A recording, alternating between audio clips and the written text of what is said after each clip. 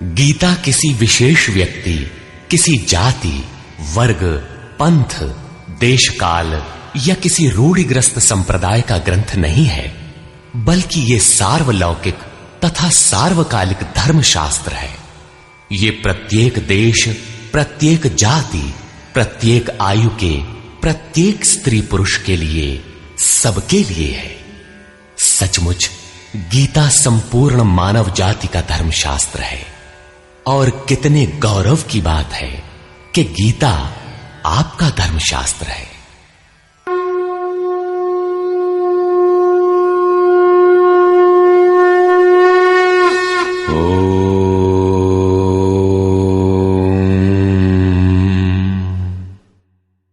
श्री परमात्मने नमः।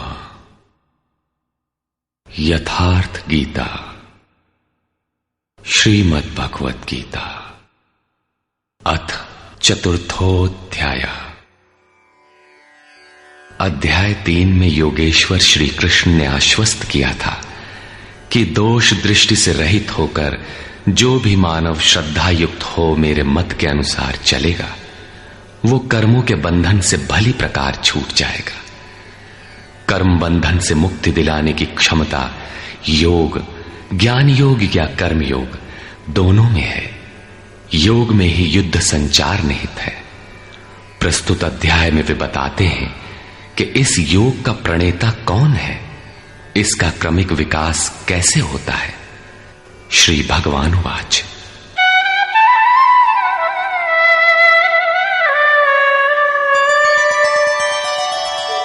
इमं विवस्वते योगं प्रोक्तवानहमव्ययम् विवस्वान्मनवे प्राह मनुरिक्ष्वाकवे ब्रवीत्। अर्जुन, मैंने इस अविनाशी योग को कल्प के आदि में विवस्वान अर्थात सूर्य के प्रति कहा। विवस्वान ने मनु से और मनु ने इक्ष्वाकु से कहा। किसने कहा? मैंने। श्री कृष्ण कौन थे? एक योगी, तत्व स्थित महापुरुष ही इस अविनाशी योग को कल्प के आरंभ में अर्थात भजन के आरंभ में विवस्वान अर्थात जो विवश हैं ऐसे प्राणियों से कहता है, सुरा में संचार कर देता है। यहां सूर्य एक प्रतीक है, क्योंकि सुरा में ही वो परम प्रकाश स्वरूप है और वहीं उसके पाने का विधान है। वास्तविक प्रकाशदाता अर्थात सूर्य वहीं है। ये योग अविनाशी है। योगेश्वर श्री कृष्ण ने कहा था कि इसमें आरंभ का नाश नहीं होता। इस योग का आरंभ भर कर दें तो ये पूर्णत्व दिलाकर ही शांत होता है। शरीर का कल्प औषधियों द्वारा होता है, किंतु आत्मा का भजन से होता है। भजन का आरंभ ही आत्मकल्प का आदि है। ये साधन भजन भी किसी महापुरुष की ही देन है। मोह निशा में अचेत आदिम मानव, जिसमें भजन का कोई संस्कार नहीं है, योग के विषय में जिसने कभी सोचा तक नहीं, ऐसा मनुष्य किसी महापुरुष को देखता है तो उनके दर्शन मात्र से, उनकी वाणी से, टूटी फूटी सेवा और सानिध्य से योग के संस्कार उसमें संचारित हो जाते हैं। गोस्वामी तुलसीदास जी इसी को कहते हैं, जे चितिये प्रभु जिन्न प्रभु हेरे, ते सब भये परम पद जोगु। योगेश्वर श्री कृष्ण कहते हैं कि ये योग मैंने आरंभ में सूर्य से कहा। चक्षोः सूर्यो अजायत। महापुरुष के दृष्टि निक्षेप मात्र से योग के संस्कार सुरा में प्रसारित हो जाते हैं। स्वयं प्रकाश, स्ववश परमेश्वर का निवास सबके हृदय में है। सुरा अर्थात श्वास के निरोध से ही उसकी प्राप्ति का विधान है। सुरा में संस्कारों का सृजन ही सूर्य के प्रति कहना है। समय आने पर यह संस्कार मन में स्फुरित होगा। यही सूर्य का मन से कहना है। मन में स्फुरित होने पर महापुरुष के उस वाक्य के प्रति इच्छा जागृत हो जाएगी। यदि मन में कोई बात है तो उसे पाने की इच्छा अवश्य होगी, यही मनु का इक्ष्वाकु से कहना है। लालसा होगी कि वो नियत कर्म करें जो अविनाशी है, जो कर्म बंधन से मोक्ष दिलाता है। ऐसा है तो किया जाए और आराधना गति पकड़ लेती है। गति पकड़कर ये योग कहां पहुंचाता है, इस पर कहते हैं, एवं परंपरा प्राप्तम् इमं राजर्षयो विदुः सकाले नेह महता योगो नष्टः परन्तप।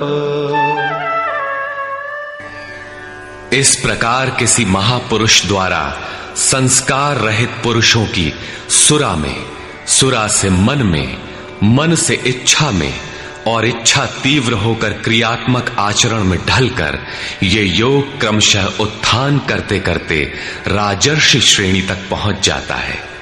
उस अवस्था में जाकर विदित होता है।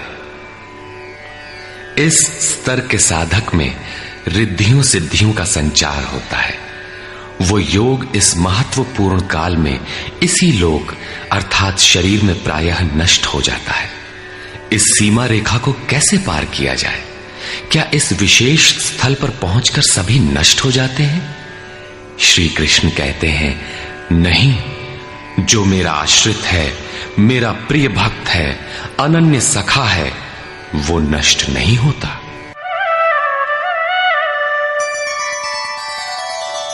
स एवायं मया तेद्य योगः प्रोक्तः पुरातनः भक्तोऽसि मे सखा चेति रहस्यं ह्येतदुत्तमम्। वो ही ये पुरातन योग अब मैंने तेरे लिए वर्णन किया है, क्योंकि तू मेरा भक्त और सखा है और ये योग उत्तम रहस्यपूर्ण है। अर्जुन क्षत्रिय श्रेणी का साधक था, राजर्षि की अवस्था वाला था, जहां रिद्धियों सिद्धियों के थपेड़े में साधक नष्ट हो जाता है। इस काल में भी योग कल्याण की मुद्रा में ही है, किंतु प्रायः साधक यहां पहुंचकर लड़खड़ा जाते हैं। ऐसा अविनाशी किंतु रहस्यमय योग श्री कृष्ण ने अर्जुन से कहा, क्योंकि नष्ट होने की अवस्था में अर्जुन था ही। क्यों कहा? इसलिए कि तू मेरा भक्त है, अनन्य भाव से मेरे आश्रित है, प्रिय है, सखा है। जिस परमात्मा की हमें चाह है, वो सद्गुरु परमात्मा आत्मा से अभिन्न होकर जब निर्देशन देने लगे, तभी वास्तविक भजन आरंभ होता है। यहां प्रेरक की अवस्था में परमात्मा और सद्गुरु एक दूसरे के पर्याय हैं। जिस सतह पर हम खड़े हैं, उसी स्तर पर जब स्वयं प्रभु हृदय में उतर आए, रोकथाम करने लगे, डगमगाने पर संभालें, तभी मन वश में हो पाता है। मन बस होई तबही जब प्रेरक प्रभु बरजे।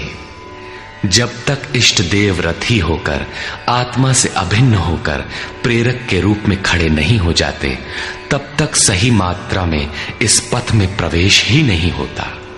वो साधक प्रत्याशी अवश्य है, लेकिन भजन उसके पास कहां?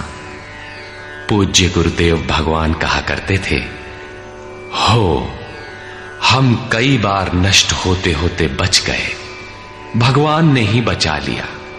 भगवान ने ऐसे समझाया, ये कहा। हमने पूछा, महाराज जी, क्या भगवान भी बोलते हैं, बातचीत करते हैं?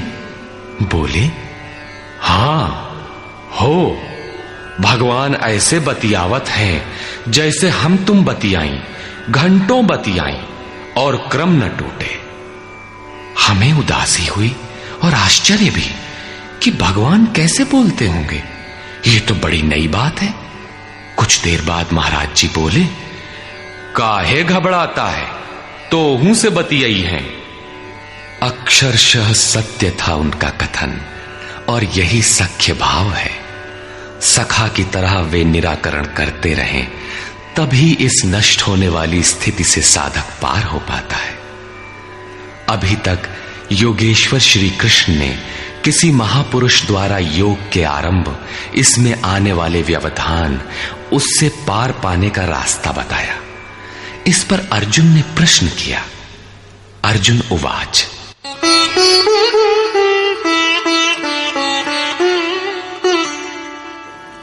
अपरं भवतो जन्म परं जन्म विवस्वतः कथमेतद्विजानीयाम् त्वमादौ प्रोक्तवानिति।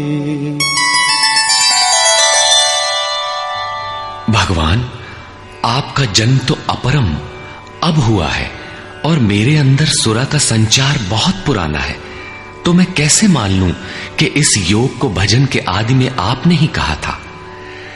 इस पर योगेश्वर श्री कृष्ण महाराज बोले। श्री भगवान वाच,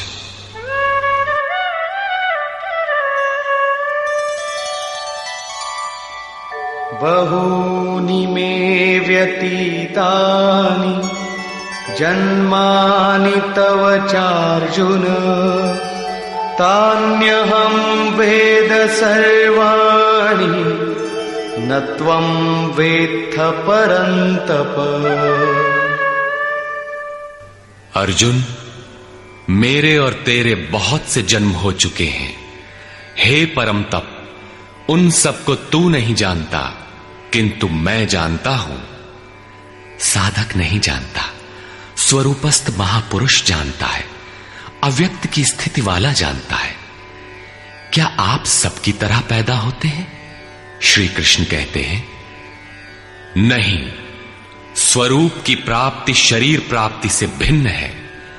मेरा जन्म इन आंखों से नहीं देखा जा सकता।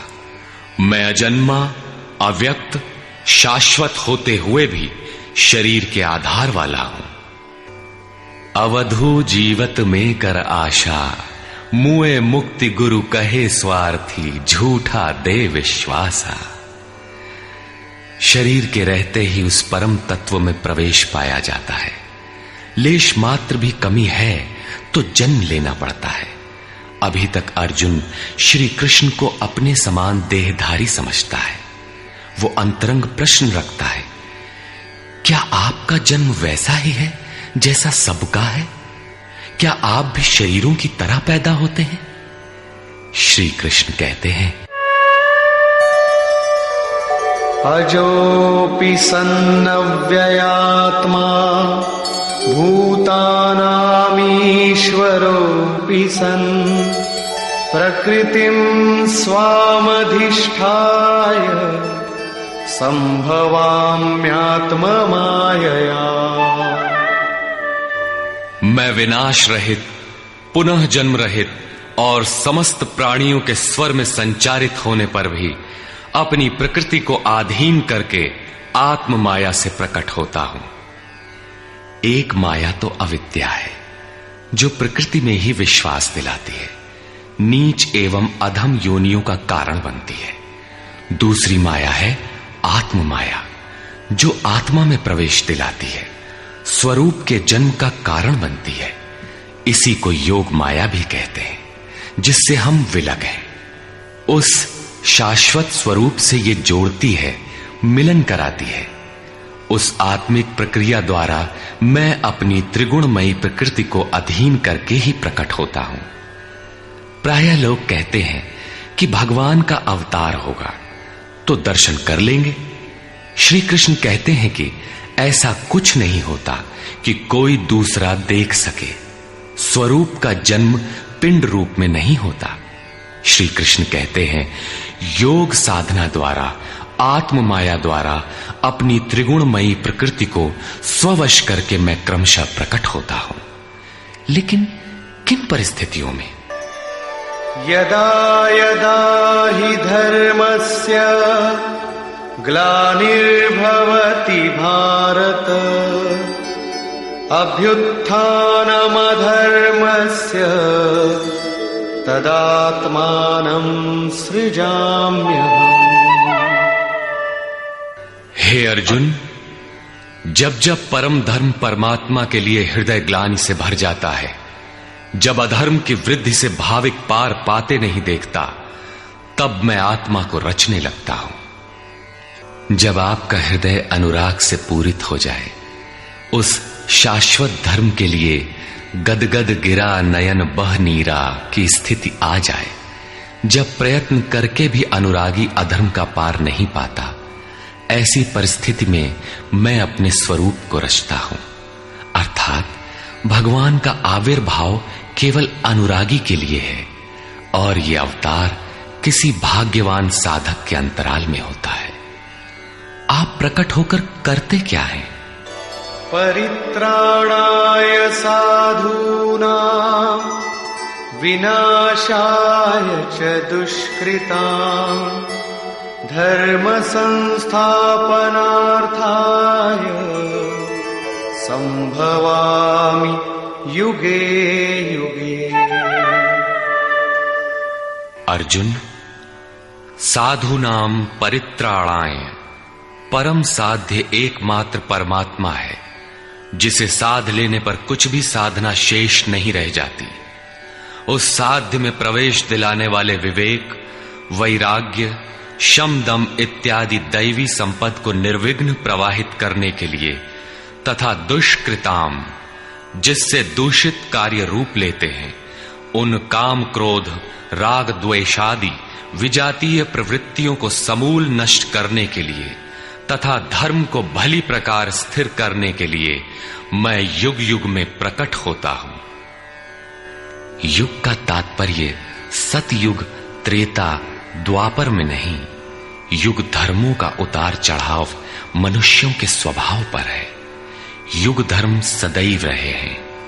मानस में संकेत है, नित जुग धर्म हो ही सब केरे, हृदय राम माया के प्रेरे।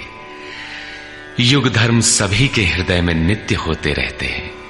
अविद्या से नहीं बल्कि विद्या से, राम माया की प्रेरणा से हृदय में होते हैं, जिसे प्रस्तुत श्लोक में आत्म माया कहा गया है। वही है राम माया। हृदय में राम की स्थिति दिला देने वाली, राम से प्रेरित है वो विद्या। कैसे समझा जाए कि अब कौन सा युग कार्य कर रहा है? तो शुद्ध सत्व समता विज्ञाना, कृत प्रभाव प्रसन्न मन जाना।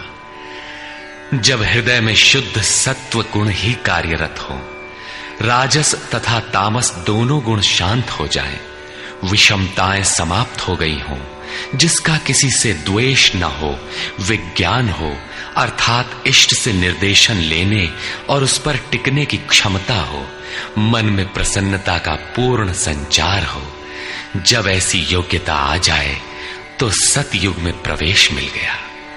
इसी प्रकार दो अन्य युगों का वर्णन किया और अंत में तामस बहुत रजो गुण थोरा, कलि प्रभाव विरोध चहु ओरा। तामस गुण भरपूर हो, किंचित राजसी गुण भी उसमें हो, चारों ओर वैर और विरोध हो, तो ऐसा व्यक्ति कलियुगीन है। जब तामसी गुण कार्य करता है तो मनुष्य में आलस्य, निद्रा, प्रमाद का बाहुल्य होता है। वो कर्तव्य जानते हुए भी उसमें प्रवृत्त नहीं हो सकता, निषिद्ध कर्म जानते हुए भी उससे निवृत्ति नहीं हो सकती। इस प्रकार युग धर्मों का उतार चढ़ाव मनुष्यों की आंतरिक योग्यता पर निर्भर है। किसी ने इन योग्यताओं को 4 युग कहा है, तो कोई इन्हें ही 4 वर्ण का नाम देता है, तो कोई इन्हें ही अति उत्तम, उत्तम, मध्यम और निकृष्ट 4 श्रेणी के साधक कहकर संबोधित करता है। प्रत्येक युग में इष्ट साथ देते हैं। हां, उच्च श्रेणी में अनुकूलता की भरपूरता प्रतीत होती है, निम्न युगों में सहयोग क्षीण प्रतीत होता है। संक्षेप में श्री कृष्ण कहते हैं कि साध्य वस्तु दिलाने वाले विवेक, वैराग्य इत्यादि को निर्विघ्न प्रवाहित करने के लिए तथा दूषण के कारक काम, क्रोध, राग, द्वेष इत्यादि का पूर्ण विनाश करने के लिए, परम धर्म परमात्मा में स्थिर रखने के लिए मैं युग युग में अर्थात हर परिस्थिति, हर श्रेणी में प्रकट होता हूं, बशर्ते कि ग्लानि हो। जब तक इष्ट समर्थन न दे तब तक आप समझ ही नहीं सकेंगे कि विकारों का विनाश हुआ अथवा अभी कितना शेष है। प्रवेश से पराकाष्ठा पर्यंत इष्ट हर श्रेणी में हर योग्यता के साथ रहते हैं। उनका प्राकट्य अनुरागी के हृदय में होता है।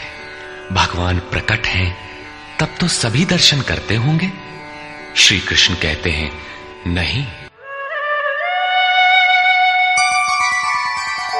जन्म कर्म च मे दिव्यम् एवं यो वेत्ति तत्वतः त्यक्त्वा देहं पुनर्जन्म नैति मामेति सोऽर्जुन। अर्जुन, मेरा वो जन्म अर्थात ग्लानि के साथ स्वरूप की रचना तथा मेरा कर्म अर्थात दुष्कृतियों के कारणों का विनाश, साध्य वस्तु को दिलाने वाली क्षमताओं का निर्दोष संचार, धर्म की स्थिरता, ये कर्म और जन्म दिव्य अर्थात अलौकिक है, लौकिक नहीं है। इन चर्म चक्षुओं से उसे देखा नहीं जा सकता, मन बुद्धि से उसे मापा नहीं जा सकता। जब इतना गूढ़ है तो उसे देखता कौन है? केवल यो वेत्ति तत्वतः, केवल तत्वदर्शी ही मेरे इस जन्म और कर्म को देखता है और मेरा साक्षात करके वो पुनर्जन्म को नहीं प्राप्त होता बल्कि मुझे प्राप्त होता है। जब तत्वदर्शी ही भगवान के जन्म और कार्य को देख पाता है तो लोग लाखों की संख्या में भीड़ लगाए क्यों खड़े हैं कि कहीं अवतार होगा तो दर्शन करेंगे। क्या आप तत्वदर्शी हैं? महात्मा वेश में आज भी विविध तरीके से, मुख्यतः महात्मा वेश की आड़ में बहुत से लोग प्रचार करते फिरते हैं कि वे अवतार हैं, या उनके दलाल प्रचार कर देते हैं।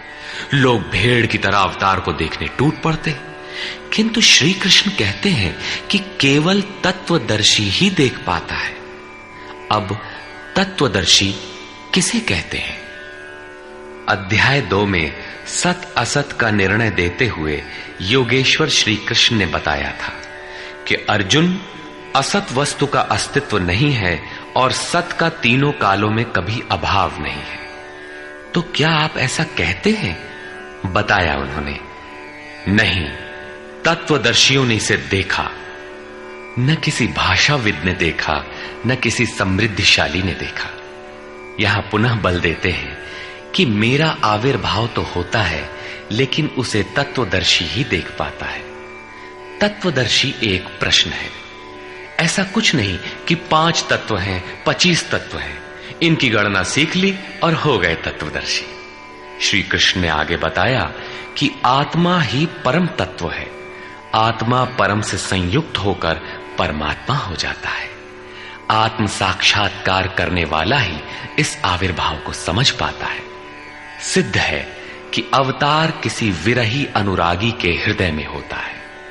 आरंभ में उसे वो समझ नहीं पाता कि हमें कौन संकेत देता है, कौन मार्गदर्शन करता है, किंतु परम तत्व परमात्मा के दर्शन के साथ ही वो देख पाता है, समझ पाता है और फिर शरीर को त्याग कर पुनर्जन्म को प्राप्त नहीं होता। श्री कृष्ण ने कहा कि मेरा जन्म दिव्य है, इसे देखने वाला मुझे प्राप्त होता है। तो लोगों ने उनकी मूर्ति बना ली, पूजा करने लगे, आकाश में कहीं उनके निवास की कल्पना कर ली। ऐसा कुछ नहीं है। उन महापुरुषों का आशय केवल इतना था कि यदि आप निर्धारित कर्म करें तो पाएंगे कि आप भी दिव्य हैं। आप जो हो सकते हैं वो मैं हो गया हूं। मैं आपकी संभावना हूं, आपका ही भविष्य हूं। अपने भीतर आप जिस दिन ऐसी पूर्णता पा लेंगे तो आप भी वही होंगे जो श्री कृष्ण है। जो श्री कृष्ण का स्वरूप है वही आपका भी हो सकता है। अवतार कहीं बाहर नहीं होता। हां, यदि अनुराग पूरित हृदय हो तो आपके भीतर भी अवतार की अनुभूति संभव है। वे आपको प्रोत्साहित करते हैं कि बहुत से लोग इस मार्ग पर चलकर मेरे स्वरूप को प्राप्त कर चुके हैं। वीतराग भय क्रोधा मन्मया मामुपाश्रिताः बहवो ज्ञानतपसा पूता मद्भावमागता। राग और विराग दोनों से परे वीतराग तथा इसी प्रकार भय अभय, क्रोध अक्रोध दोनों से परे अनन्य भाव से अर्थात अहंकार रहित मेरे शरण हुए बहुत से लोग ज्ञान तप से पवित्र होकर मेरे स्वरूप को प्राप्त हो चुके हैं। अब ऐसा होने लगा हो ऐसी बात नहीं है, ये विधान सदैव से रहा है। बहुत से पुरुष इसी प्रकार से मेरे स्वरूप को प्राप्त हो चुके हैं। किस प्रकार? जिन जिन का हृदय अधर्म की वृद्धि देखकर परमात्मा के लिए ग्लानि से भर गया, उस स्थिति में मैं अपने स्वरूप को रचता हूं।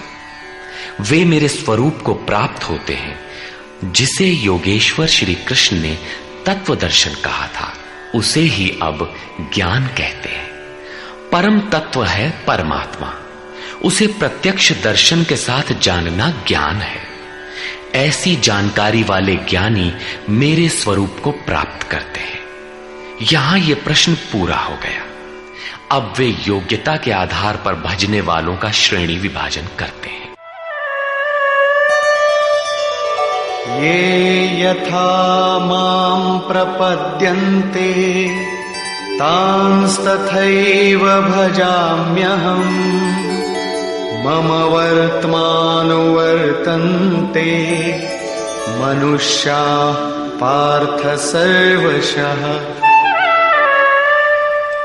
पार्थ, जो मुझे जितनी लगन से जैसा भजते हैं, मैं भी उनको वैसा ही भजता हूं, उतनी ही मात्रा में सहयोग देता हूं। साधक की श्रद्धा ही कृपा बनकर उसे मिलती है। इस रहस्य को जानकर सुधीजन संपूर्ण भाव से मेरे मार्ग के अनुसार ही बरतते हैं। जैसा मैं बरतता हूं, जो मुझे प्रिय है वैसा ही आचरण करते हैं। जो मैं कराना चाहता हूं वही करते हैं। भगवान कैसे भजते हैं? वे रथी बनकर खड़े हो जाते हैं, साथ चलने लगते हैं। यही उनका भजना है। दूषित जिनसे पैदा होते हैं, उनका विनाश करने के लिए वे खड़े हो जाते हैं। सत्य में प्रवेश दिलाने वाले सद्गुणों का परित्राण करने के लिए वे खड़े हो जाते हैं। जब तक इष्ट देव हृदय से पूर्णता रथी न हो और हर कदम पर सावधान न करें, तब तक कोई कैसा ही भजनानंदी क्यों न हो, लाख आंख मूंदे, लाख प्रयत्न करे, वो इस प्रकृति के द्वंद्व से पार नहीं हो सकता। वो कैसे समझेगा कि हम कितनी दूरी तय कर चुके, कितना शेष है। इष्ट ही आत्मा से अभिन्न होकर खड़े हो जाते हैं और उसका मार्गदर्शन करते हैं कि तुम यहां पर हो, ऐसे करो, ऐसे चलो। इस प्रकार प्रकृति की खाई पाटते हुए शनैः शनैः आगे बढ़ाते हुए स्वरूप में प्रवेश दिला देंगे। भजन तो साधक को ही करना पड़ता है, किंतु उसके द्वारा इस पथ में जो दूरी तय होती है वो इष्ट की देन है। ऐसा जानकर सभी मनुष्य सर्वतोभावेन मेरा अनुसरण करते हैं। किस प्रकार वे बरतते हैं? कांक्षन्तः कर्मणां सिद्धिं यजन्त इह देवताः क्षिप्रं हि मानुषे लोके सिद्धिर्भवति कर्मजा। वे पुरुष इस मनुष्य शरीर में कर्मों की सिद्धि चाहते हुए देवताओं को पूजते हैं। कर्म कौन सा? श्री कृष्ण ने कहा, अर्जुन तू नियत कर्म कर। नियत कर्म क्या है? यज्ञ की प्रक्रिया ही कर्म है। यज्ञ क्या है? साधना की विधि विशेष, जिसमें श्वास प्रश्वास का हवन, इंद्रियों के बहिर्मुखी प्रवाह को संयमाग्नि में हवन किया जाता है, जिसका परिणाम है परमात्मा। कर्म का शुद्ध अर्थ है आराधना, जिसका स्वरूप इसी अध्याय में आगे मिलेगा। इस आराधना का परिणाम क्या है? संसिद्धिम, परम सिद्धि परमात्मा यान्ति ब्रह्म सनातनम, शाश्वत ब्रह्म में प्रवेश, परम नैष्कर्म्य की स्थिति। श्री कृष्ण कहते हैं, मेरे अनुसार बरतने वाले लोग इस मनुष्य लोक में कर्म के परिणाम परम नैष्कर्म्य सिद्धि के लिए देवताओं को पूजते हैं, अर्थात दैवी संपत्ति को बलवती बनाते हैं। तीसरे अध्याय में उन्होंने बताया था कि इस यज्ञ द्वारा तुम देवताओं की वृद्धि करो, दैवी संपद को बलवती बनाओ। ज्यों ज्यों हृदय देश में वो दैवी संपद उन्नत होगी, त्यों ही त्यों तुम्हारी उन्नति होगी। इस प्रकार परस्पर उन्नति करते हुए परम श्रेय को प्राप्त हो जाओ। अंत तक उन्नति करते जाने की ये अंतःक्रिया है। इसी पर बल देते हुए श्री कृष्ण कहते हैं कि मेरे अनुकूल बरतने वाले लोग इस मनुष्य शरीर में कर्मों की सिद्धि चाहते हुए दैवी संपत्ति को बलवती बनाते हैं, जिससे वो नैष्कर्म्य सिद्धि शीघ्र ही होती है। वो असफल नहीं होती, सफल ही होती है। शीघ्र का तात्पर्य, क्या कर्म में प्रवृत्ति होते ही तत्क्षण ये परम सिद्धि मिल जाती है? श्री कृष्ण कहते हैं, नहीं, इस सोपान पर क्रमशः चढ़ने का विधान है। कोई छलांग लगाकर भावातीत ध्यान जैसा चमत्कार नहीं होता।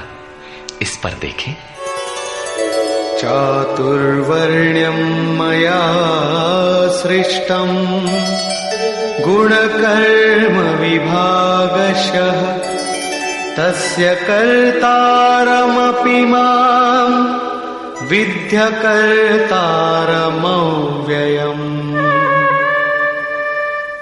अर्जुन, चातुर्वर्ण्यम मया सृष्टम, 4 वर्णों की रचना मैंने की। तो क्या मनुष्यों को 4 भागों में बांट दिया? श्री कृष्ण कहते हैं, नहीं, गुण कर्म विभागशः, गुणों के माध्यम से कर्म को 4 भागों में बांटा। गुण एक पैमाना है, मापदंड है। तामसी गुण होगा तो आलस्य, निद्रा, प्रमाद, कर्म में न प्रवृत्त होने का स्वभाव, जानते हुए भी अकर्तव्य से निवृत्ति न हो पाने की विवशता रहेगी। ऐसी अवस्था में साधन आरंभ कैसे करें? 2 घंटे आप आराधना में बैठते हैं, इस कर्म के लिए प्रयत्नशील होना चाहते हैं, किंतु 10 मिनट भी अपने पक्ष में नहीं पाते। शरीर अवश्य बैठा है, लेकिन जिस मन को बैठना चाहिए वो हवा से बातें कर रहा है, कुतर्कों का जाल बुन रहा है, तरंग पर तरंग छाई है। तो आप बैठे क्यों हैं? समय क्यों नष्ट करते हैं? उस समय केवल परिचर्यात्मकम कर्म शूद्रस्यापि स्वभावजम, जो महापुरुष अव्यक्त की स्थिति वाले हैं, अविनाशी तत्व में स्थित हैं, उनकी तथा इस पथ पर अग्रसर अपने से उन्नत लोगों की सेवा में लग जाओ। इससे दूषित संस्कार शमन होते जाएंगे, साधना में प्रवेश दिलाने वाले संस्कार सबल होते जाएंगे। क्रमशः तामसी गुण न्यून होने पर राजसी गुणों की प्रधानता तथा सात्विक गुण के स्वल्प संचार के साथ साधक की क्षमता वैश्य श्रेणी की हो जाती है। उस समय वही साधक इंद्रिय संयम, आत्मिक संपत्ति का संग्रह स्वभावतः करने लगेगा। कर्म करते करते उसी साधक में सात्विक गुणों का बाहुल्य हो जाएगा, राजसी गुण कम रह जाएंगे, तामसी गुण शांत रहेंगे। उस समय वही साधक क्षत्रिय श्रेणी में प्रवेश पालेगा। शौर्य, कर्म में प्रवृत्त रहने की क्षमता, पीछे न हटने का स्वभाव, सब भावों पर स्वामी भाव, प्रकृति के तीनों गुणों को काटने की क्षमता उसके स्वभाव में ढल जाएगी। वही कर्म और सूक्ष्म होने पर मात्र सात्विक गुण कार्यरत रह जाने पर मन का शमन, इंद्रियों का दमन, एकाग्रता, सरलता, ध्यान, समाधि, ईश्वरीय निर्देश, आस्तिकता इत्यादि ब्रह्म में प्रवेश दिलाने वाली स्वाभाविक क्षमता के साथ वही साधक ब्राह्मण श्रेणी का कहा जाता है। ये ब्राह्मण श्रेणी के कर्म की निम्नतम सीमा है। जब वही साधक ब्रह्म में स्थित हो जाता है, उस अंतिम सीमा में वो स्वयं में न ब्राह्मण रहता है, न क्षत्रिय, न वैश्य, न शूद्र, किंतु दूसरों के मार्गदर्शन हेतु वही ब्राह्मण है। कर्म एक ही है, नियत कर्म आराधना। अवस्था भेद से इसी कर्म को ऊंची नीची 4 सीढ़ियों में बांटा। किसने बांटा? किसी योगेश्वर ने बांटा, अव्यक्त स्थिति वाले महापुरुष ने बांटा। उसके कर्ता मुझ अविनाशी को अकर्ता ही जान। क्यों?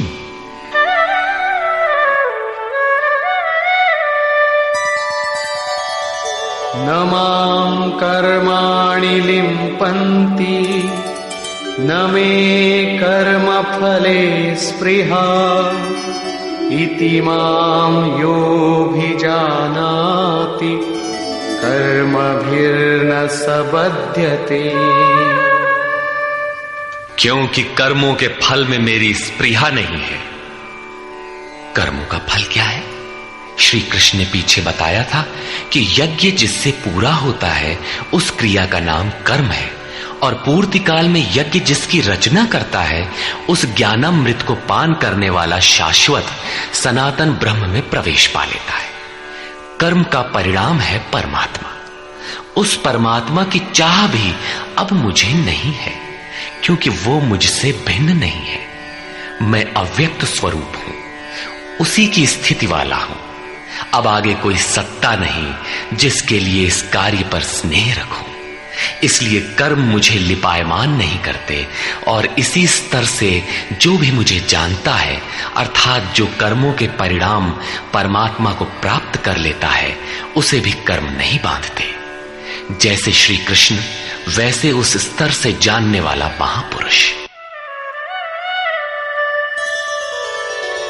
एवं ज्ञात्वा कृतं कर्म पूर्वैरपि मुमुक्षुभिः कुरु कर्मैव तस्मात् त्वं पूर्वैः पूर्वतरं कृतम्।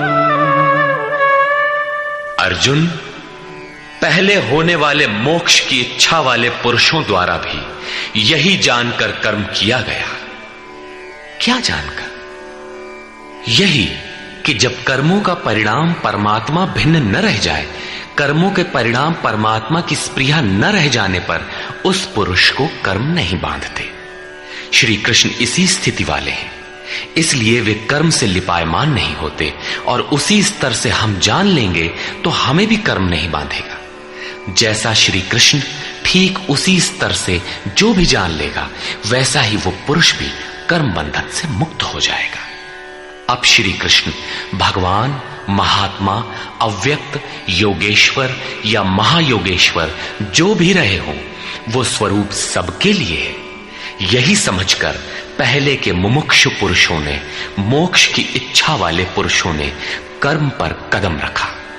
इसलिए अर्जुन, तू भी पूर्वजों द्वारा सदा से किए हुए इसी कर्म को कर। यही कल्याण का एकमात्र मार्ग है। अभी तक योगेश्वर श्री कृष्ण ने कर्म करने पर बल दिया, किंतु यह स्पष्ट नहीं किया कि कर्म क्या है। अध्याय 2 में उन्होंने कर्म का नाम मात्र लिया कि अब इसी को तू निष्काम कर्म के विषय में सुन। उसकी विशेषताओं का वर्णन किया कि यह जन्म मरण के महान भय से रक्षा करता है। कर्म करते समय सावधानी का वर्णन किया, लेकिन यह नहीं बताया कि कर्म क्या है। अध्याय 3 में उन्होंने कहा कि ज्ञान मार्ग अच्छा लगे या निष्काम कर्म योग, कर्म तो करना ही पड़ेगा। न कर्मों को त्यागने से कोई ज्ञानी होता है, और न कर्म को न आरंभ करने से कोई निष्कर्मी। हठवश जो नहीं करते वे दंभी हैं। इसलिए मन से इंद्रियों को वश में करके कर्म कर। कौन सा कर्म करें? तो बताया नियत कर्म कर। अब ये निर्धारित कर्म है कौन? तो बोले यज्ञ की प्रक्रिया ही नियत कर्म है। एक नवीन प्रश्न दिया कि यज्ञ क्या है जिसे करें तो कर्म हो जाए। वहां भी यज्ञ की उत्पत्ति बताई, उसकी विशेषताओं का वर्णन किया, किंतु यज्ञ नहीं बताया जिससे कर्म को समझा जा सके। अभी तक ये स्पष्ट नहीं हुआ कि कर्म क्या है। अब कहते हैं कि अर्जुन, कर्म क्या है, अकर्म क्या है, इस विषय में बड़े बड़े विद्वान भी मोहित हैं। उसे भली प्रकार समझ लेना चाहिए। किं कर्म किम कर्मेति कवयोप्यत्र मोहिताः तत्ते कर्म प्रवक्ष्यामि यज्ञात्वा मोक्ष्यसे शुभाम्। कर्म क्या है और अकर्म क्या है, इस विषय में बुद्धिमान पुरुष भी मोहित हैं। इसलिए मैं वो कर्म तेरे लिए अच्छी तरह से कहूंगा जिसे जानकर तू अशुभात मोक्ष से, अशुभ अर्थात संसार बंधन से भली प्रकार छूट जाएगा। कर्म कोई ऐसी वस्तु है जो संसार बंधन से मुक्ति दिलाती है। इसी कर्म को जानने के लिए श्री कृष्ण पुनः बल देते हैं। कर्मणो ह्यपि बोद्धव्यम् बोद्धव्यम् च विकर्मणः अकर्मणश्च बोद्धव्यम् गहना कर्मणो गतिः। कर्म का स्वरूप भी जानना चाहिए, अकर्म का स्वरूप भी समझना चाहिए, और विकर्म अर्थात विकल्प शून्य विशेष कर्म जो आप्त पुरुषों द्वारा होता है उसे भी जानना चाहिए, क्योंकि कर्म की गति गहन है। कतिपय लोगों ने विकर्म का अर्थ निषिद्ध कर्म, मन लगाकर किया गया कर्म इत्यादि किया है। वस्तुतः यहां वि उपसर्ग विशिष्टता का द्योतक है। प्राप्ति के पश्चात महापुरुषों के कर्म विकल्प शून्य होते हैं। आत्मस्थित, आत्म तृप्त, आत्मकाम महापुरुषों को न तो कर्म करने से कोई लाभ है और न छोड़ने से कोई हानि ही है। फिर भी वे पीछे वालों के हित के लिए कर्म करते हैं। ऐसा कर्म विकल्प शून्य है, विशुद्ध है, और यही कर्म विकर्म कहलाता है। उदाहरणार्थ, गीता में जहां भी किसी कार्य में वि उपसर्ग लगा है उसकी विशेषता का द्योतक है, निष्कृष्टता का नहीं। यथा योग युक्तो विशुद्धात्मा विजितात्मा जितेंद्रिय। अभी आपने विकर्म देखा, रहा कर्म और अकर्म, जिसे अगले श्लोक में समझने का प्रयास करें। यदि यहां कर्म अकर्म का विभाजन नहीं समझ सके तो कभी नहीं समझ सकेंगे। कर्मण्यकर्म यः पश्येत् अकर्मणि च कर्म यः स बुद्धिमान् मनुष्येषु स युक्तः कृत्स्न कर्म कृत्। जो पुरुष कर्म में अकर्म देखे, कर्म माने आराधना अर्थात आराधना करे, और ये भी समझे कि करने वाला मैं नहीं हूं बल्कि गुणों की अवस्था ही चिंतन में हमें नियुक्त करता है, मैं इष्ट द्वारा संचालित हूं, ऐसा देखे। और जब इस प्रकार अकर्म देखने की क्षमता आ जाए और धारावाहिक रूप से कर्म होता रहे, तभी समझना चाहिए कि कर्म सही दिशा में हो रहा है। वही पुरुष मनुष्यों में बुद्धिमान है, मनुष्यों में योगी है, योग से युक्त बुद्धि वाला है और संपूर्ण कर्मों का करने वाला है। उसके द्वारा कर्म करने में लेश मात्र भी त्रुटि नहीं रह जाती। कर्म का अर्थ है भजन, कर्म का अर्थ है योग साधना को भली प्रकार संपादित करना, जिसका विशद वर्णन इसी अध्याय में आगे आ रहा है। यहां कर्म और अकर्म का केवल विभाजन किया गया, जिससे कर्म करते समय उसे सही दिशा दी जा सके और उस पर चला जा सके।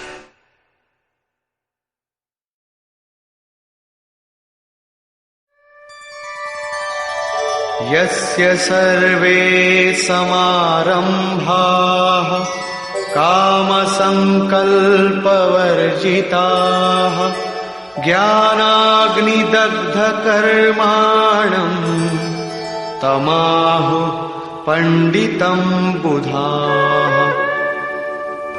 अर्जुन, यस्य सर्वे समारंभाः, जिस पुरुष के द्वारा संपूर्णता से आरंभ की हुई क्रिया काम संकल्प वर्जिता क्रमशः उत्थान होते होते इतनी सूक्ष्म हो गई कि वासना और मन के संकल्प विकल्प से ऊपर उठ गई। कामना और संकल्पों का निरोध होना मन की विजेतावस्था है। अतः कर्म कोई ऐसी वस्तु है जो इस मन को कामना और संकल्प विकल्प से ऊपर उठा देता है। उस समय ज्ञानाग्नि दग्ध कर्माणम, अंतिम संकल्प के भी शमन के साथ जिसे हम नहीं जानते, जिसे जानने के लिए हम इच्छुक थे, उस परमात्मा की प्रत्यक्ष जानकारी हो जाती है। क्रियात्मक पथ पर चलकर परमात्मा की प्रत्यक्ष जानकारी का नाम ही ज्ञान है।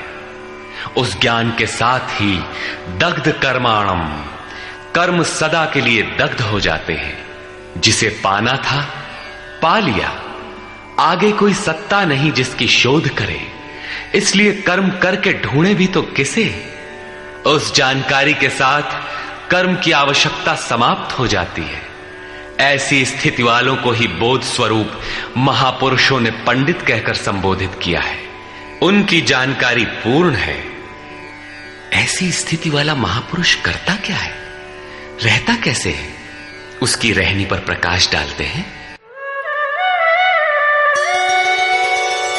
त्यक्त्वा कर्मफलासंगम नित्यतृप्तो निराश्रयः कर्मण्यभिप्रवृत्तोऽपि नैव किंचित् करोति सः। अर्जुन, वह पुरुष सांसारिक आश्रय से रहित होकर नित्य वस्तु परमात्मा में ही तृप्त रहकर कर्मों के फल परमात्मा की आसक्ति को भी त्याग कर कर्म में अच्छी प्रकार बरतता हुआ भी कुछ नहीं करता। निराशीर्यत चित्तात्मा त्यक्त सर्व परिग्रहः शारीरं केवलं कर्म कुर्वन्नाप्नोति किल्बिषम्। जिसने अंतःकरण और शरीर को जीत लिया है, भोगों की संपूर्ण सामग्री जिसने त्याग दी है, ऐसे आशा रहित पुरुष का शरीर केवल कर्म करता दिखाई भर पड़ता है। वस्तुतः वो करता धरता कुछ नहीं, इसलिए पाप को प्राप्त नहीं होता। वो पूर्णत्व को प्राप्त है, इसलिए आवागमन को प्राप्त नहीं होता।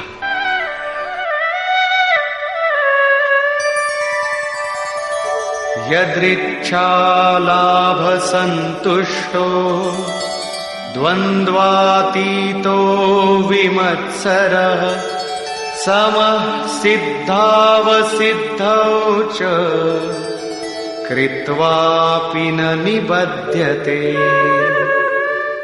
अपने आप जो कुछ भी प्राप्त हो उसी में संतुष्ट रहने वाला, सुख दुख राग द्वेष और हर्ष शोकादि द्वंद्वों से परे, विमत्सरः ईर्ष्या रहित तथा सिद्धि और असिद्धि में समभाव वाला पुरुष कर्मों को करके भी नहीं बंधता। सिद्धि अर्थात जिसे पाना था वो अब भिन्न नहीं है और वो कभी विलग भी नहीं होगा, इसलिए असिद्धि का भी भय नहीं है। इस प्रकार सिद्धि और असिद्धि में समभाव वाला पुरुष कर्म करके भी नहीं बंधता। कौन सा कर्म वो करता है? वही नियत कर्म, यज्ञ की प्रक्रिया। इसी को दोहराते हुए कहते हैं,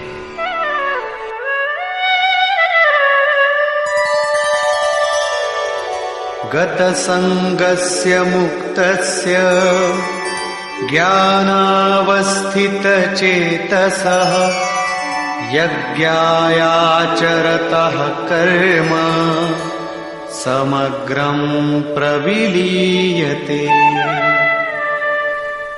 अर्जुन, यज्ञायाचरतः कर्म, यज्ञ का आचरण ही कर्म है और साक्षात्कार का नाम ही ज्ञान है। इस यज्ञ का आचरण करके साक्षात्कार के साथ ज्ञान में स्थित संग दोष और आसक्ति से रहित मुक्त पुरुष के संपूर्ण कर्म भली प्रकार विलीन हो जाते हैं। वे कर्म कोई परिणाम उत्पन्न नहीं कर पाते, क्योंकि कर्मों का फल परमात्मा उनसे भिन्न नहीं रह गया। अब फल में कौन सा फल लगेगा, इसलिए उन मुक्त पुरुषों को अपने लिए कर्म करने की आवश्यकता समाप्त हो जाती है।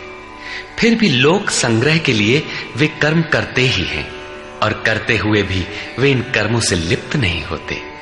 जब करते हैं तो लिप्त क्यों नहीं होते?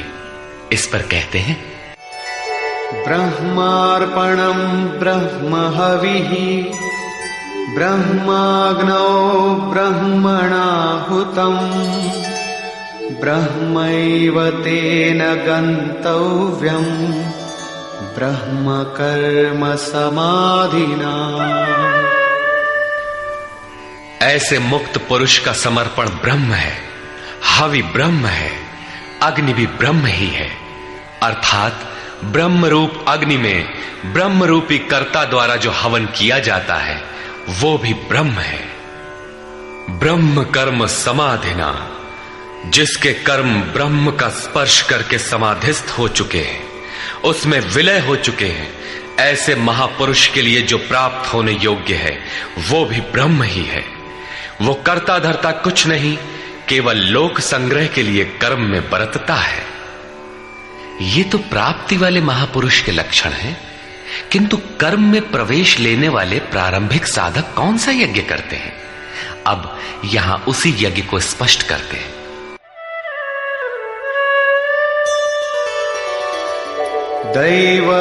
दैवमेवापरे यज्ञं योगिनः पर्युपासते ब्रह्माग्नावपरे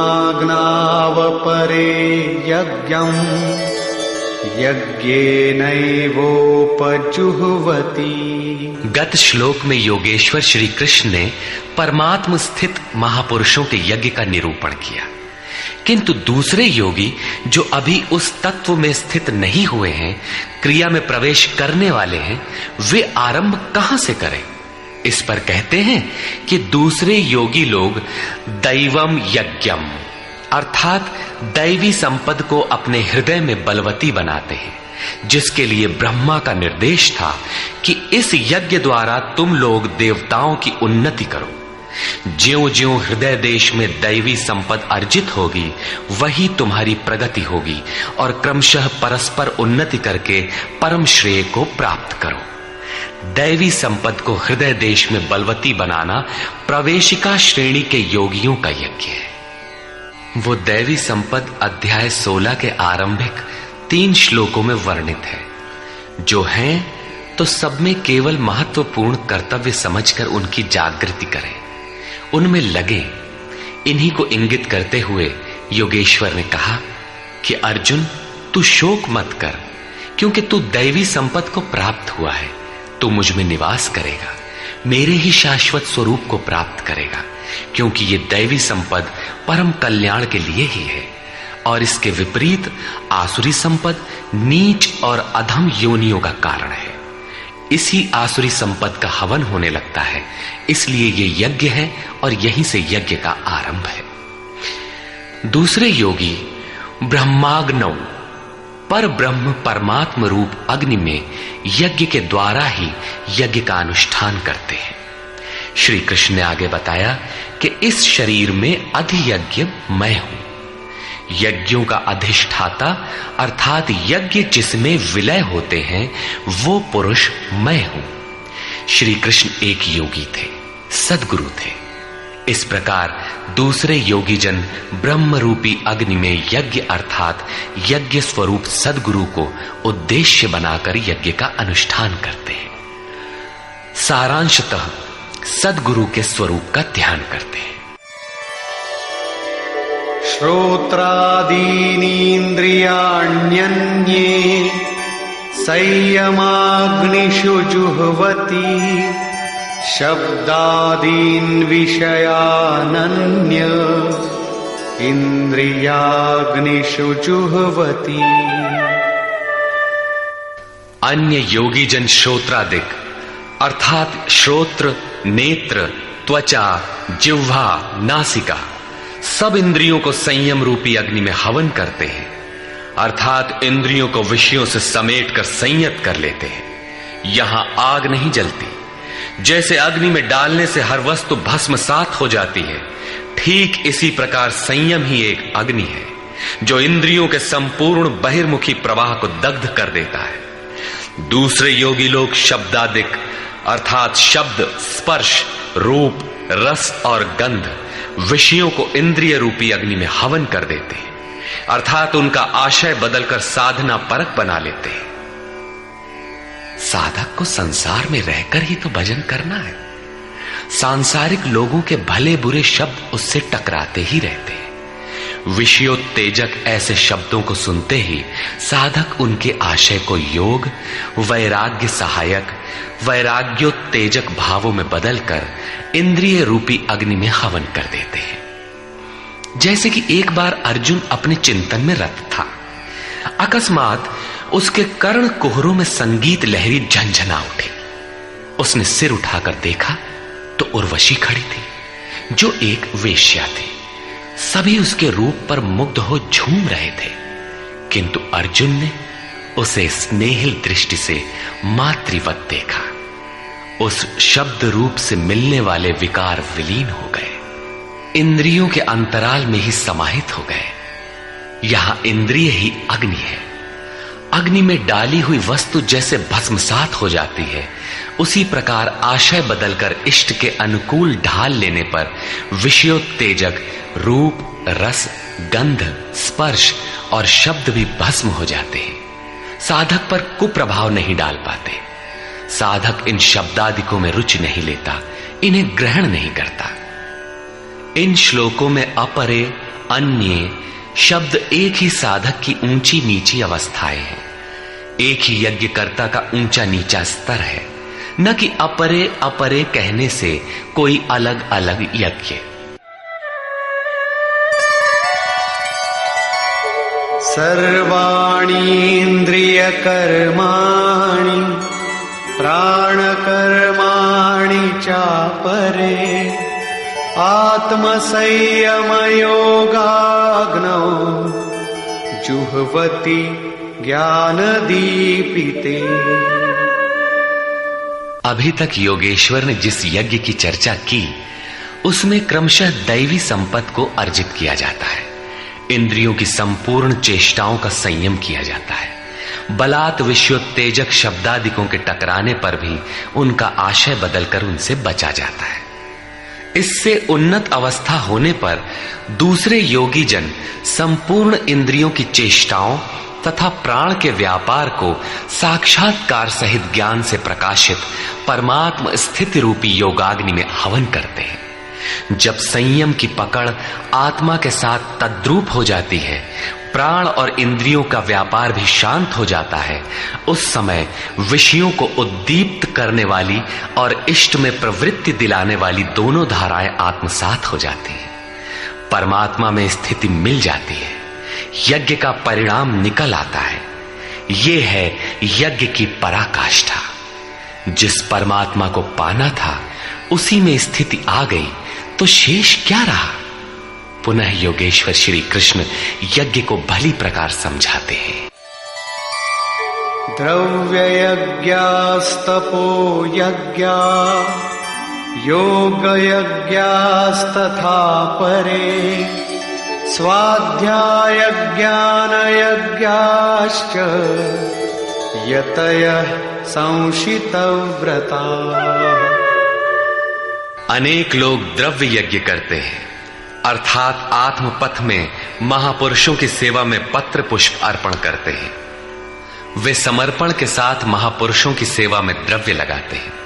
श्री कृष्ण आगे कहते हैं कि भक्ति भाव से पत्र पुष्प फल जल जो कुछ भी मुझे देता है उसे मैं खाता हूं और उसका परम कल्याण सृजन करने वाला होता हूं। यह भी यज्ञ ही है। हर आत्मा की सेवा करना, भूले हुए को आत्मपथ पर लाना द्रव्य यज्ञ है, क्योंकि प्राकृतिक संस्कारों को जलाने में समर्थ है। इसी प्रकार कई पुरुष तपोयज्ञ, स्वधर्म पालन में इंद्रियों को तपाते हैं, अर्थात स्वभाव से उत्पन्न क्षमता के अनुसार यज्ञ की निम्न और उन्नत अवस्थाओं के बीच तपते हैं।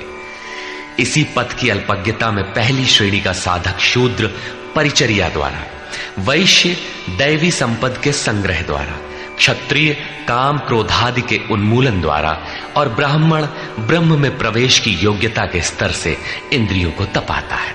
सबको एक जैसा परिश्रम करना पड़ता है।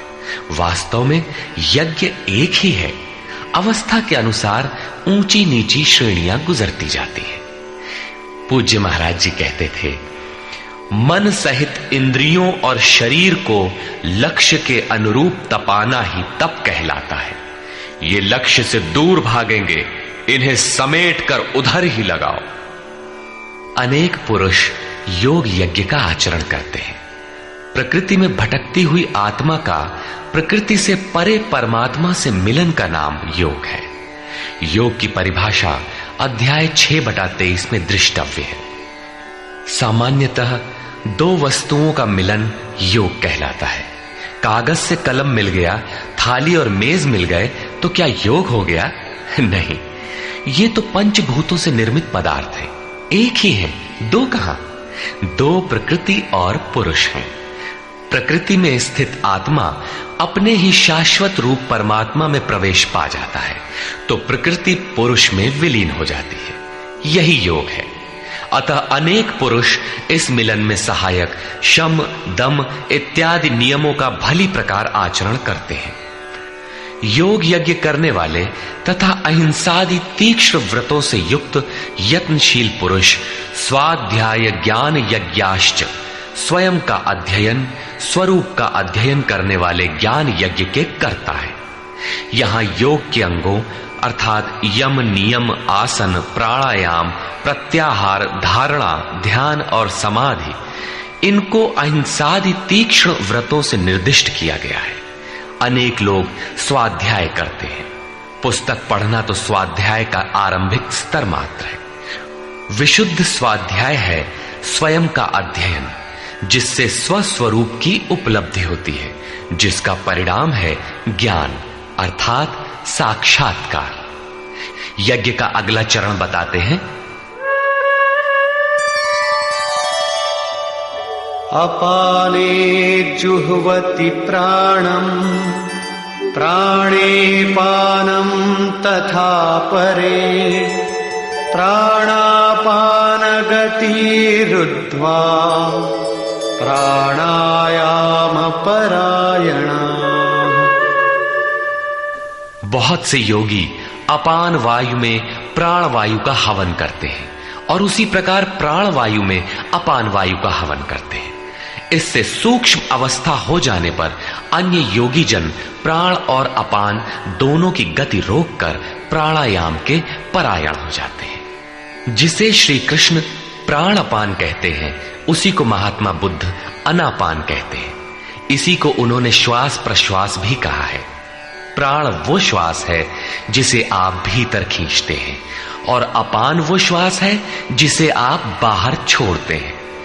योगियों की अनुभूति है कि आप श्वास के साथ बाह्य वायुमंडल के संकल्प भी ग्रहण करते हैं और प्रश्वास में इसी प्रकार आंतरिक भले बुरे चिंतन की लहर फेंकते रहते हैं। बाह्य किसी संकल्प का ग्रहण न करना प्राण का हवन है तथा भीतर संकल्पों को न उठने देना अपान का हवन है। न भीतर से किसी संकल्प का स्फुरण हो और न ही बाह्य दुनिया में चलने वाले चिंतन अंदर क्षोभ उत्पन्न कर पाए। इस प्रकार प्राण और अपान दोनों की गति सम हो जाने पर प्राणों का याम अर्थात निरोध हो जाता है। यही प्राणायाम है। ये मन की विजितावस्था है। प्राणों का रुकना और मन का रुकना एक ही बात है। प्रत्येक महापुरुष ने इस प्रकरण को लिया है। वेदों में इसका उल्लेख है, चत्वारि वाक पारमिता पदानि। इसी को पूज्य महाराज जी कहा करते थे। हो, एक ही नाम को 4 श्रेणियों से जपा जाता है, बैखरी, मध्यमा, पश्यंती और परा।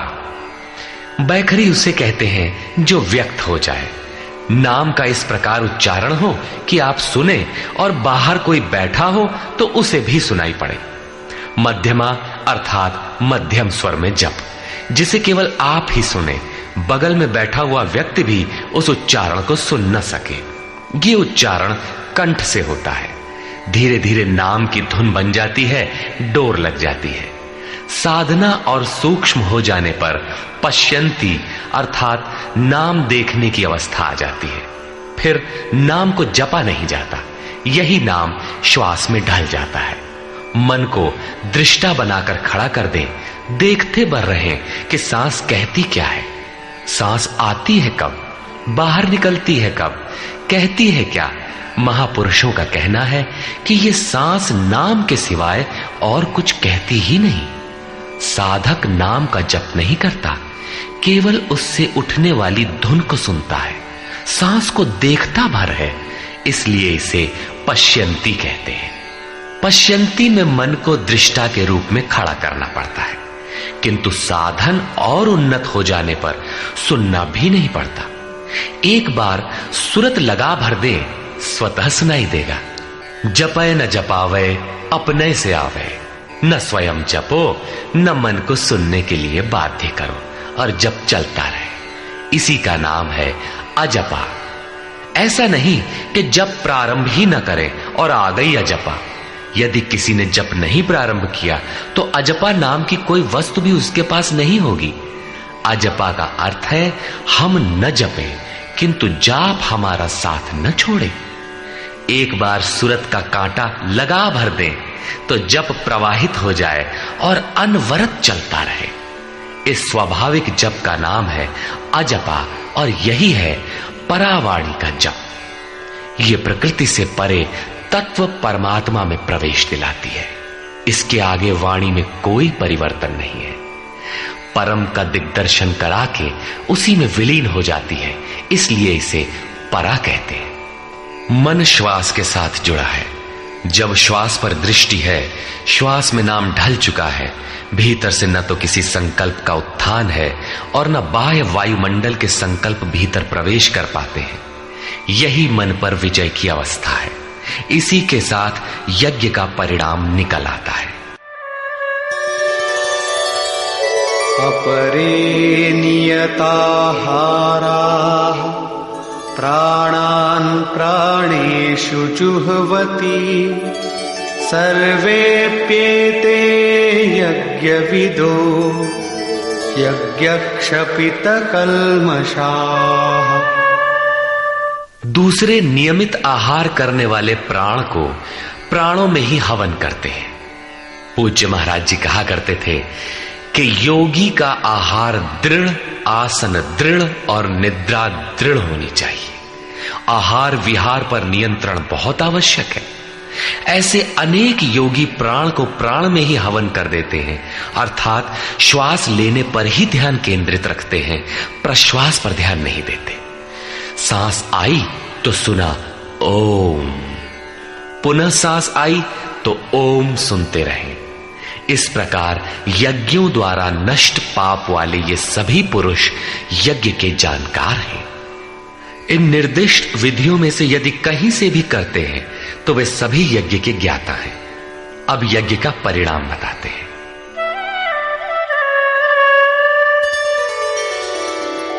यज्ञशिष्टामृतभुजो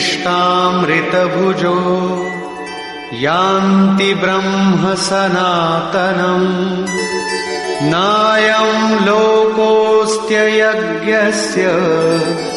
कुतोऽन्यः कुरु सत्तम। कुरुश्रेष्ठ अर्जुन, यज्ञ शिष्टामृत भुज, यज्ञ जिसकी सृष्टि करता है, जिसे अवशेष छोड़ता है, वो है अमृत। उसकी प्रत्यक्ष जानकारी ज्ञान है। उस ज्ञानामृत को भोगने अर्थात प्राप्त करने वाले योगी जन यान्ति ब्रह्म सनातनम, शाश्वत सनातन पर ब्रह्म को प्राप्त होते हैं। यज्ञ कोई ऐसी वस्तु है जो पूर्ण होते ही सनातन पर ब्रह्म में प्रवेश दिला देती है। यज्ञ न करें तो आपत्ति क्या है? श्री कृष्ण कहते हैं कि यज्ञ रहित पुरुष को पुनः ये मनुष्य लोक अर्थात मानव शरीर भी सुलभ नहीं होता, फिर अन्य लोग कैसे सुखदायी होंगे? उसके लिए तो तिर्यक योनियां सुरक्षित हैं, इससे अधिक कुछ नहीं। अतः यज्ञ करना मनुष्य मात्र के लिए नितांत आवश्यक है।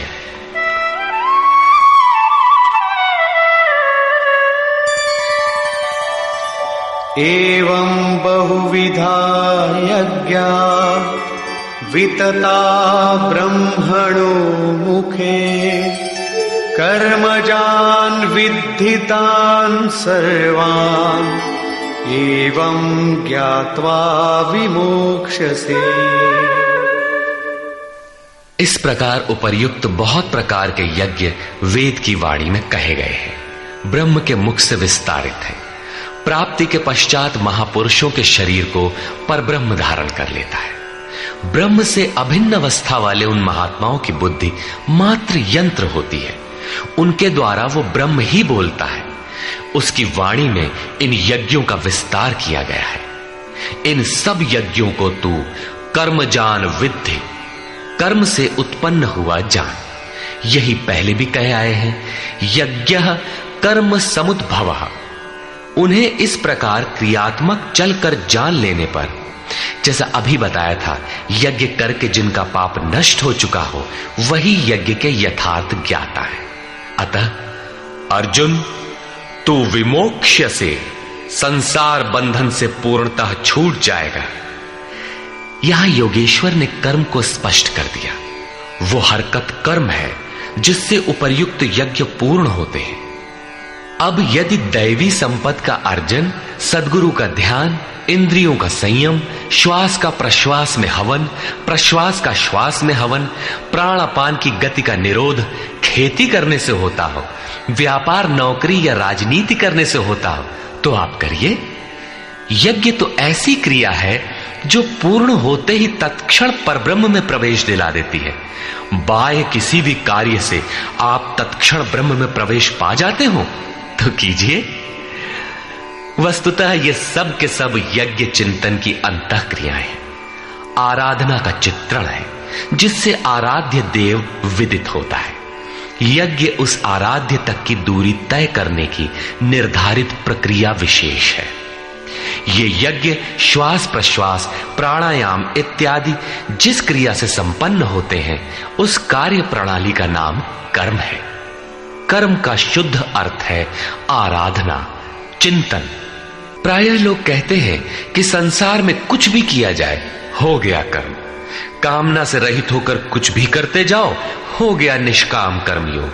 कोई कहता है कि अधिक लाभ के लिए विदेशी वस्त्र बेचते हैं तो आप सकामी हैं, देश सेवा के लिए स्वदेशी बेचें तो हो गया निष्काम कर्मयोग। निष्ठापूर्वक नौकरी करें, हानि लाभ की चिंता से मुक्त होकर व्यापार करें, हो गया निष्काम कर्मयोग। जय पराजय की भावना से मुक्त होकर युद्ध करें, चुनाव लड़ें, हो गए निष्कर्मी। मरोगे तो मुक्ति हो जाएगी। वस्तुतः ऐसा कुछ भी नहीं है। योगेश्वर श्री कृष्ण ने स्पष्ट शब्दों में बताया कि इस निष्काम कर्म में निर्धारित क्रिया एक ही है, व्यवसायात्मिका बुद्धि रेकेह कुरुनंदन। अर्जुन, तू निर्धारित कर्म को कर। यज्ञ की प्रक्रिया ही कर्म है।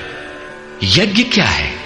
श्वास प्रश्वास का हवन, इंद्रियों का संयम, यज्ञ स्वरूप महापुरुष का ध्यान, प्राणायाम, प्राणों का निरोध। ये यज्ञ जिससे होने लगे उस क्रिया का नाम कर्म है। संपूर्ण गीता में एक भी श्लोक ऐसा नहीं है जो सांसारिक कार्य व्यापारों का समर्थन करता हो। प्रायः यज्ञ का नाम आने पर लोग बाहर एक यज्ञ वेदी बनाकर तिल जौ लेकर स्वाहा बोलते हुए हवन प्रारंभ कर देते हैं।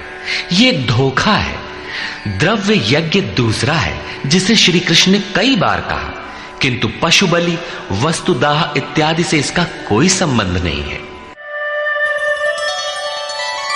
श्रेयान् द्रव्यमयाद् यज्ञात् ज्ञान यज्ञ परन्तप सर्वं कर्माखिलं पार्थ ज्ञाने परिसमाप्यते। अर्जुन, सांसारिक द्रव्यों से सिद्ध होने वाले यज्ञ की अपेक्षा ज्ञान यज्ञ, जिसका परिणाम ज्ञान अर्थात साक्षात्कार है, यज्ञ जिसकी सृष्टि करता है, उस अमृत तत्व की जानकारी का नाम ज्ञान है। ऐसा यज्ञ श्रेयस्कर है, परम कल्याणकारी है। हे पार्थ, संपूर्ण कर्म ज्ञान में शेष हो जाते हैं। परिसमाप्यते, भली प्रकार समाहित हो जाते हैं। ज्ञान यज्ञ की पराकाष्ठा है।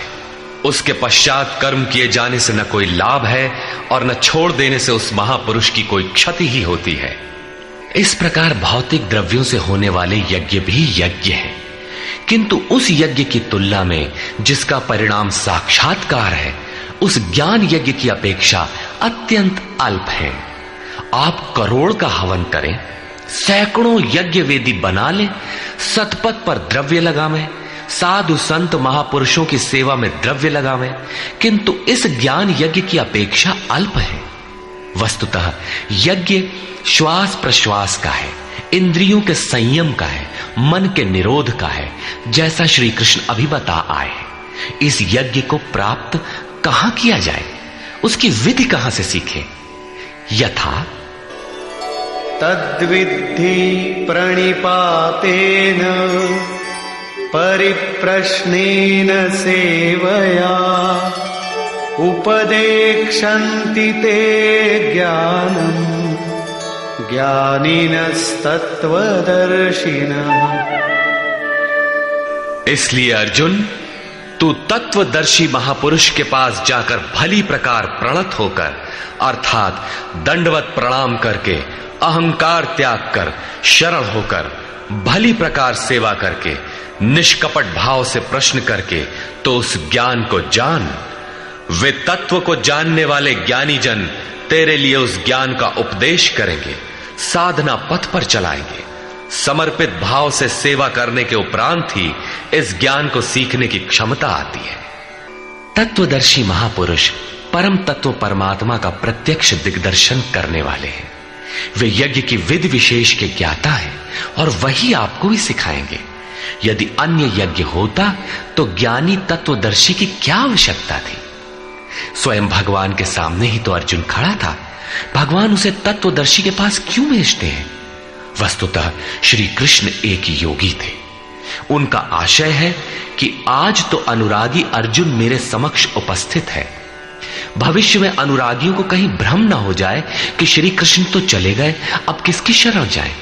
इसलिए उन्होंने स्पष्ट किया कि तत्वदर्शी के पास जाओ, वे ज्ञानी जन तुझे उपदेश देंगे और यज्ञात्वा न पुनर्मोहम् एवं यास्यसि पांडव येन भूतान्यशेषेण द्रक्ष्यस्यात्मन्यथो मयि। उस ज्ञान को उनके द्वारा समझकर तू इस प्रकार फिर कभी मोह को प्राप्त नहीं होगा। उनसे दी गई जानकारी के द्वारा उस पर चलते हुए तू अपनी आत्मा के अंतर्गत संपूर्ण भूतों को देखेगा, अर्थात सभी प्राणियों में इसी आत्मा का प्रसार देखेगा। जब सर्वत्र एक ही आत्मा के प्रसार को देखने की क्षमता आ जाएगी, उसके पश्चात तू मुझ में प्रवेश करेगा। अतः उस परमात्मा को पाने का साधन तत्व स्थित महापुरुष के द्वारा है।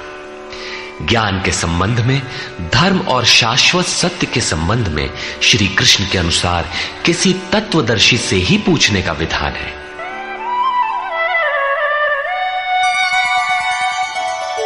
अपि चेदसि पापेभ्यः सर्वेभ्यः पापकृत्तमः सर्वं ज्ञानप्लवेनैव वृजिनं संतरिष्यसि।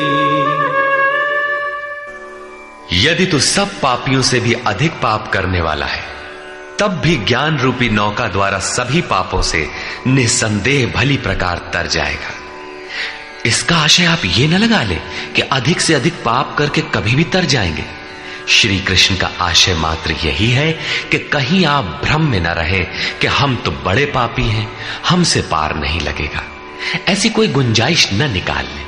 इसलिए श्री कृष्ण प्रोत्साहन और आश्वासन देते हैं कि सब पापियों के पापों के समूह से भी अधिक पाप करने वाला हो, फिर भी तत्वदर्शियों से प्राप्त ज्ञान रूपी नौका द्वारा तू निसंदेह संपूर्ण पापों को अच्छी प्रकार पार कर जाएगा। किस प्रकार? यथैधांसि समिद्धोऽग्निः भस्मसात् कुरुतेऽर्जुन ज्ञानाग्निः सर्वकर्माणि भस्मसात् कुरुते तथा। अर्जुन, जिस प्रकार प्रज्वलित अग्नि ईंधन को भस्म कर देता है, ठीक उसी प्रकार ज्ञान रूपी अग्नि संपूर्ण कर्मों को भस्म कर देता है। यह ज्ञान की प्रवेशिका नहीं है जहां से यज्ञ में प्रवेश मिलता है, वरन यह ज्ञान अर्थात साक्षात्कार की पराकाष्ठा का चित्रण है, जिसमें पहले विजातीय कर्म भस्म होते हैं और फिर प्राप्ति के साथ चिंतन कर्म भी उसी में विलय हो जाते हैं। जिसे पाना था पा लिया, अब आगे चिंतन कर किसे ढूंढे? ऐसा साक्षात्कार वाला ज्ञानी संपूर्ण शुभाशुभ कर्मों का अंत कर लेगा। वो साक्षात्कार होगा कहां? बाहर होगा अथवा भीतर? इस पर कहते हैं,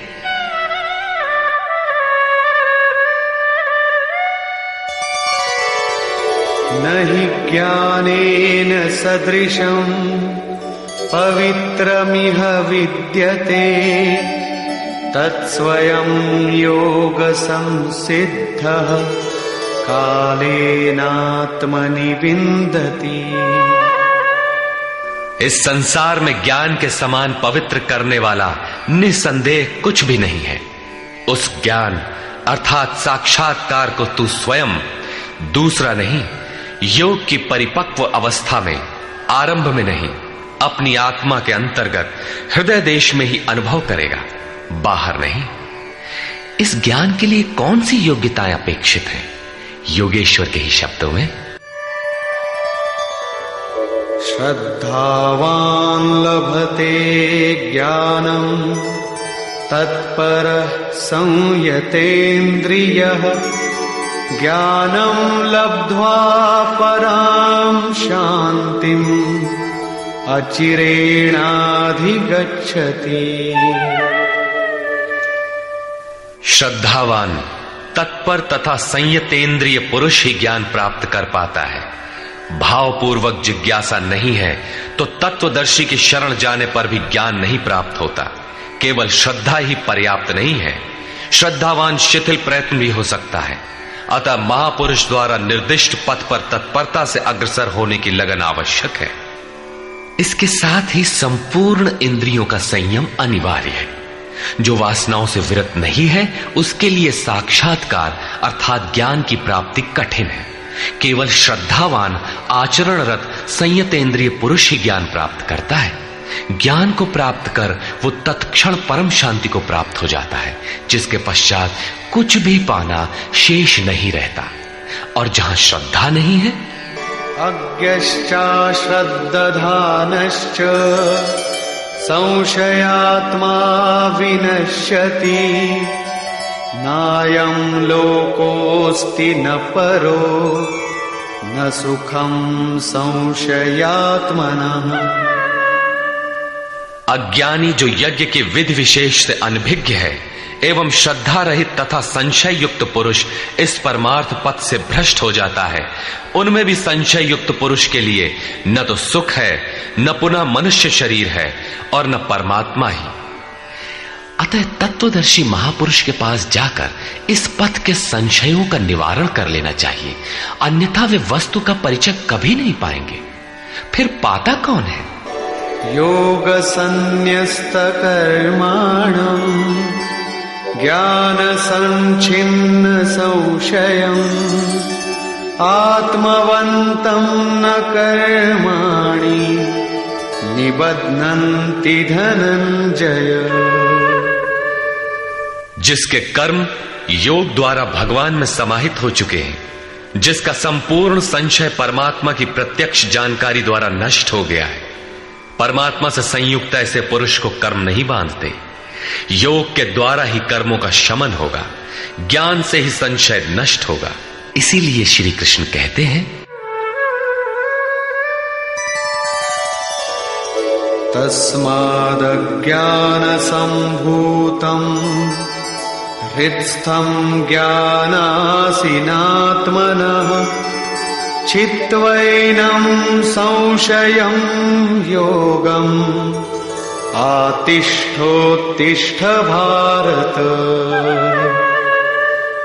इसलिए भरतवंशी अर्जुन, तू योग में स्थित हो और अज्ञान से उत्पन्न हुए हृदय में स्थित अपने संशय को ज्ञान रूपी तलवार से काट युद्ध के लिए खड़ा हो। जब साक्षात्कार में बाधक संशय शत्रु मन के भीतर है तो बाहर कोई किसी से क्यों लड़ेगा? वस्तुतः जब आप चिंतन पथ पर अग्रसर होते हैं तब संशय से उत्पन्न बाह्य प्रवृत्तियां बाधा के रूप में स्वाभाविक है। ये शत्रु के रूप में भयंकर आक्रमण करती है। संयम के साथ यज्ञ की विधि विशेष का आचरण करते हुए इन विकारों का पार पाना ही युद्ध है, जिसका परिणाम परम शांति है। यही अंतिम विजय है, जिसके पीछे हार नहीं है। निष्कर्ष, इस अध्याय के आरंभ में योगेश्वर श्री कृष्ण ने कहा कि इस योग को आरंभ में मैंने सूर्य के प्रति कहा, सूर्य ने मनु से और मनु ने इक्ष्वाकु के प्रति कहा और उनसे राजर्षियों ने जाना। मैंने अथवा अव्यक्त स्थिति वाले ने कहा। महापुरुष भी अव्यक्त स्वरूप वाला ही है। शरीर तो उसके रहने का मकान मात्र है। ऐसे महापुरुष की वाणी में परमात्मा ही प्रवाहित होता है। ऐसे किसी महापुरुष से योग सूर्य द्वारा संचारित होता है। उस परम प्रकाश रूप का प्रसार सुरा के अंतराल में होता है, इसलिए सूर्य के प्रति कहा। श्वास में संचारित होकर वे संस्कार रूप में आ गए। सुरा में संचित रहने पर समय आने पर वही मन में संकल्प बनकर आ जाता है।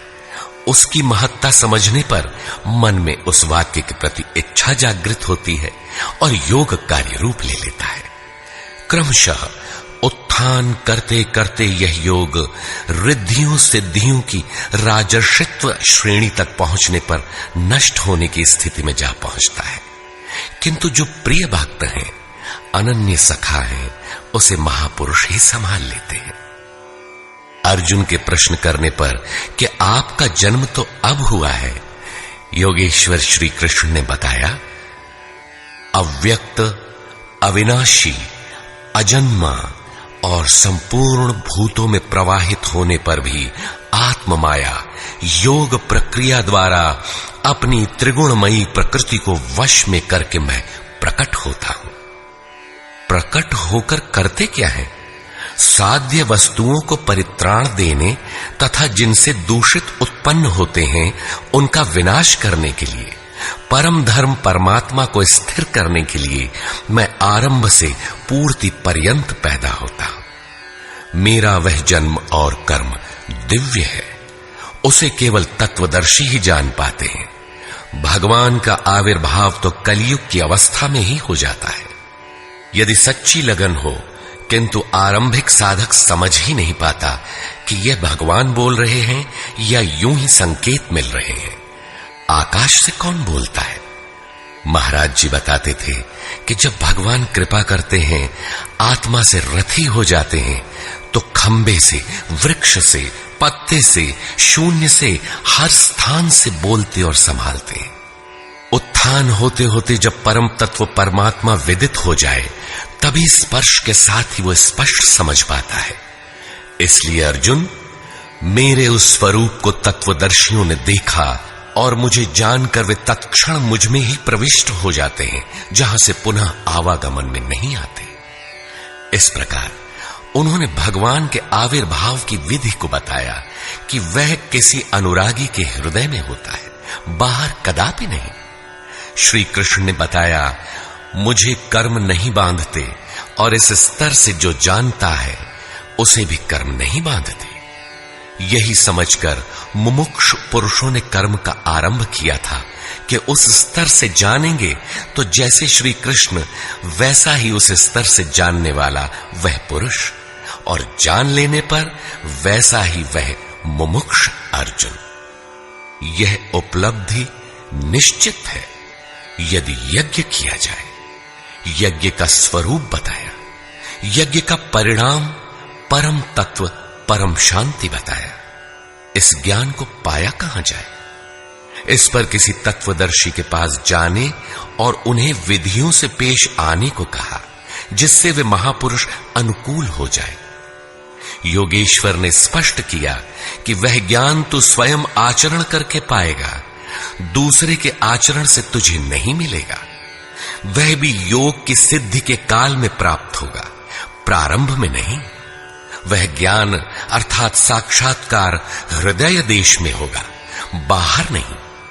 श्रद्धालु, तत्पर, संयतेंद्रिय एवं संशय रहित पुरुष ही इसे प्राप्त करता है। अतः हृदय में स्थित अपने संशय को वैराग्य की तलवार से काट। यह हृदय देश की लड़ाई है। बाह्य युद्ध से गीतोक्त युद्ध का कोई प्रयोजन नहीं है।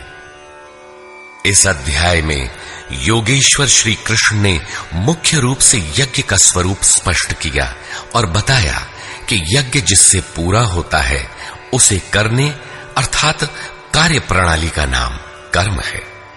कर्म को भली प्रकार इसी अध्याय में स्पष्ट किया। अतः ओम तत्सदिति श्रीमद् भगवद गीता सूपनिषत्सु ब्रह्म विद्यायाम योग शास्त्रे श्री कृष्णा अर्जुन संवादे यज्ञ कर्म स्पष्टीकरण नाम चतुर्थो अध्यायः। इस प्रकार स्वामी अड़गड़ानंद कृत श्रीमद् भगवद गीता के भाष्य यथार्थ गीता का चौथा अध्याय पूर्ण होता है। हरि ओम तत्सत।